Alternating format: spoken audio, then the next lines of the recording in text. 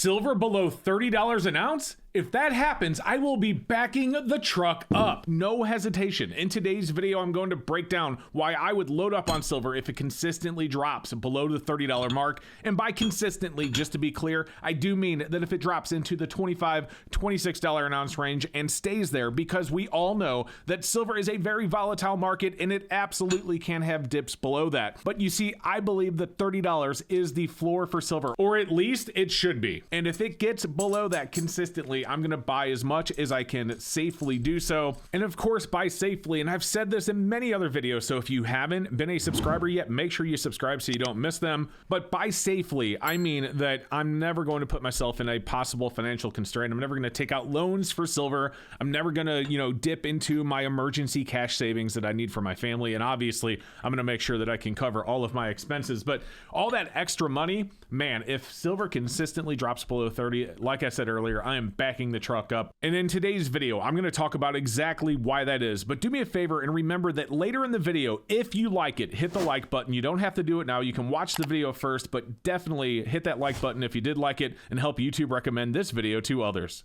There's only a couple of weeks left for you to enter SD Bullion's 2024 Monster Box of Silver giveaway. Make sure you go to the link in my description below and get your chance to win 500 ounces of silver. Thank you to SD Bullion for sponsoring my channel.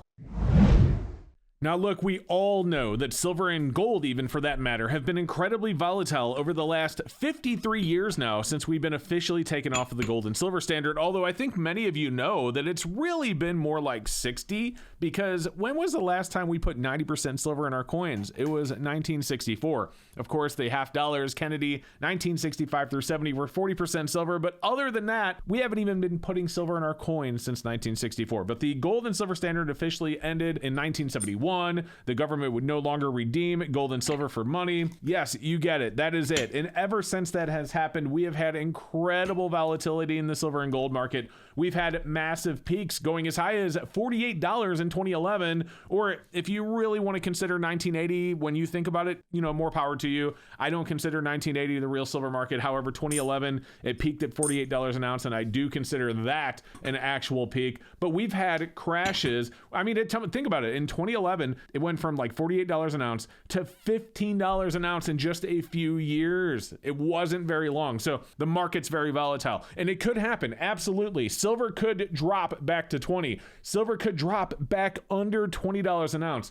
Do I think that it should? No. And would it suck if that actually happened? Well, of course it would. And this is why. It would suck only because if I would have waited at that point, I could have gotten even more silver for the money that I have to spend on it. But am I really willing to risk it? Am I really willing to sit back and say, you know what? I really think silver should be worth $35, maybe even $40 an ounce, but I think it's going to go to 18, so I won't buy it until then. No, I'm not going to do that because it may never happen. If it does happen, it's going to be a fantastic buying opportunity. In my opinion, this is not financial advice. None of my videos are financial advice. In my opinion, though, that will be an incredible buying opportunity, and I'd be even more interested in buying more silver, but I do not believe that silver should be that low.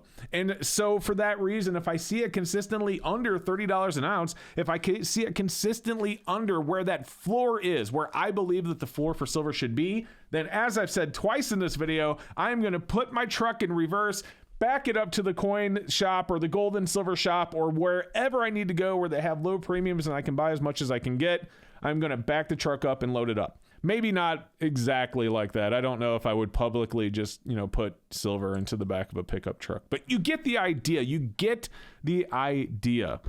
And I do think, by the way, that silver should be even more valuable in trade for goods and services than it was back when we were on the silver and gold standard. You see, I know I've already said this recently, but silver has way more industrial demand than it did back then. Silver is used in so many more things than it was back then. Back then, it was basically used in photos, jewelry, and flatware, and that's about it. Maybe candlesticks. I mean, my point is that today, with modern electronics, we have silver in everything. There's silver in the monitor that you're watching this on, or the phone that you're watching this on. There is silver in the car that you're driving today. There is silver in every single computer, every single TV. there is silver in everything. I know many people find it very cliche when you bring up solar panels. I do as well, but the fact remains that there is, and the demand is continuing to increase. Look at the solid state batteries that are going to be coming for EVs in the next 4 to 5 years. I mean, we're looking at a kilogram of silver needed for every battery, basically 1 gram of silver for every cell in a battery that has 1,000 cells. That is 1,000 grams. That is a kilogram. That is a lot of silver in one vehicle. So the industrial demand for silver is increasing rather than decreasing. There are so many more things, as I said, that use silver today. And it's not like mining output is exactly skyrocketing. I mean, we've actually had recent silver deficits. In other words, we used more silver than we produced in the course of a year. And no, I'm not arguing that there's a shortage of silver. There most definitely is not. There is plenty out there. But when you start seeing deficits, when you start consuming more of something than you are producing, you either A, have to produce more of that, which does cost a lot of money, or you're going to have to refine or pay more for the silver that's already out there. And another thing to consider is that unlike stocks and unlike crypto, silver has real tangible value. It's not a piece of paper or a digital asset that can disappear overnight. When you hold a silver coin, when you hold a silver bar, you're holding a piece of history, an asset that has been recognized as money for thousands of years. And in my opinion, like I said, if the price drops below 30, you're essentially getting all of that history, that scarcity, that utility, that demand at a discount. It sounds like, literally, it sounds like a no-brainer to me. Again, not financial advice.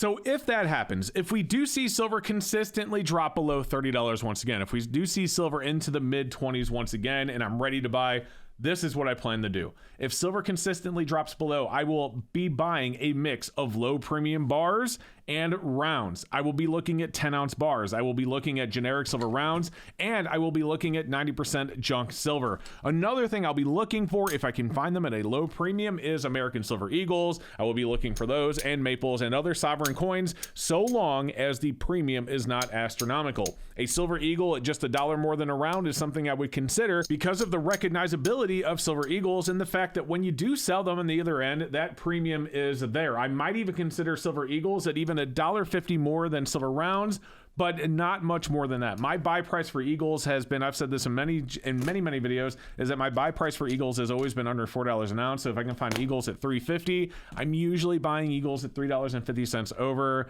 But I will not be buying those in bulk. I'll be buying a few tubes of those. I'll be more interested in buying 10-ounce bars, low premium rounds, and low premium sovereign coins. If I can find maples for the same price as rounds, I'll buy the maples. I'll buy the 4.9s, but that is what I'm going to be doing. But what are you doing? I would absolutely love to know. Leave me a comment down below and let me know if you're waiting for silver to get even lower, or maybe you think silver is even an incredible bargain today at $32 an ounce. And what number are you looking for to continue stacking at? Guys, I would love to know your thoughts, so leave that comment down below. And also, if you liked this video, like I said earlier, do me a favor, hit that like button now and let YouTube know that they should recommend this video to others so that they can see it as well. Guys, thank you so much for watching. Have a great rest of your day. Don't forget to subscribe on your way out, and we'll see you next time.